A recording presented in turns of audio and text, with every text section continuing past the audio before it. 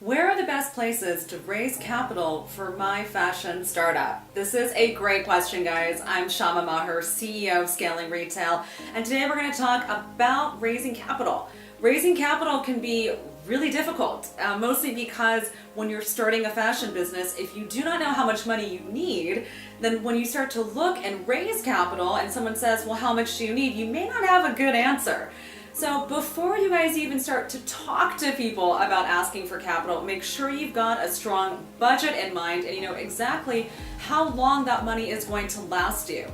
Meaning, is this startup capital? Is it operating cost capital? And then you can start to figure out exactly what that ask is going to be when you do get someone to get on the phone with you or take a meeting with you. Now, how do you find these great people? How do you find these angel investors? Well, it really depends on the different methods that are the most appropriate for you. One particular method could be taking a look at something like Kickstarter or Indiegogo. However, guys, these platforms can actually cost you a lot of money to even engage with. Have you ever noticed that Kickstarter campaigns have amazing videos?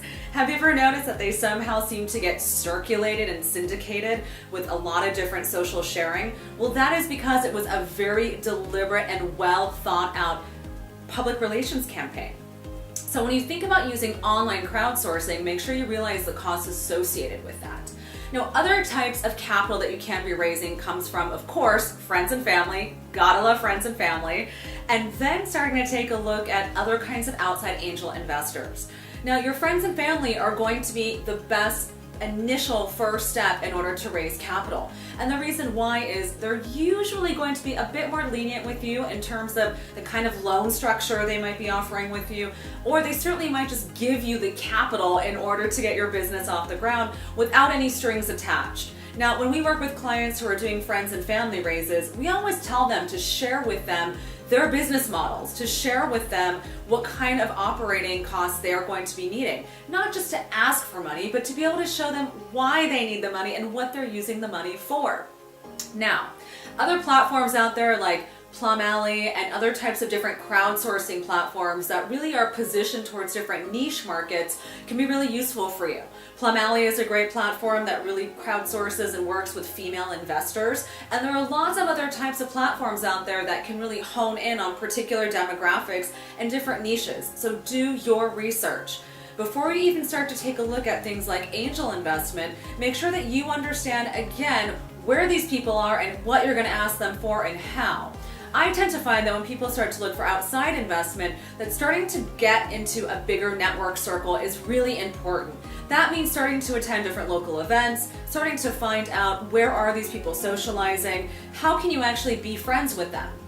A lot of times I've seen angel investors who've cultivated relationships with the companies that they invest in 18 months before they actually hand over the dollars. So when you start to look for investment, certainly shouldn't be exactly when you need the funds. You should plan to cultivate and spend time building relationships before that big ask.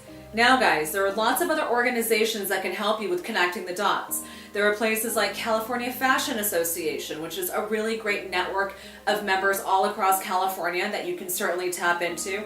Fashion Group International, which is a multi-city and multi-country organization, again, bridging designers together.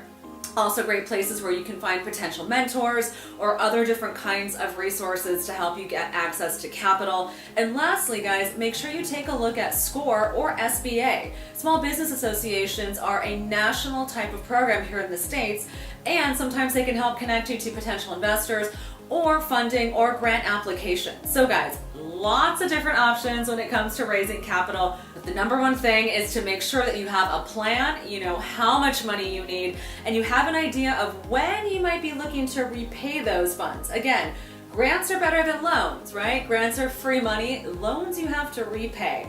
I'm certainly not a big fan, guys, of running and starting a business off a credit card, so please don't do that. And definitely take a look at some of the other options that we presented for you today. All right, leave comments below. Would love to hear how you're handling funding for your business. Make sure you send us an email at hello@scalingretail.com. Would love to help you set up your business model, put together your investor pitch decks, and get your business ready for success. And lastly, follow us on Instagram. We are at Scaling Retail, of course. Talk to you guys soon. Have a great day. Bye.